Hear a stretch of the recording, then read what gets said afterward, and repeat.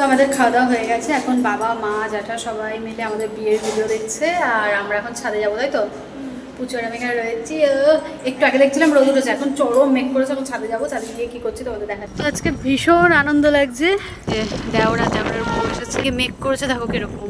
এই দাঁড়া, তুই কোথায় যাচ্ছিস? তো এই যে উনিও চলে এসেছেন, সবাই মিলে ছাদে রয়েছে আর বৃষ্টি পড়ছে। যে বৃষ্টি পড়া শুরু হয়ে গেছে, কিছুক্ষণ ছাদে থাকবো, হাওয়া খাবো, তারপর আমরা চলে যাবো নিচে। কি বল?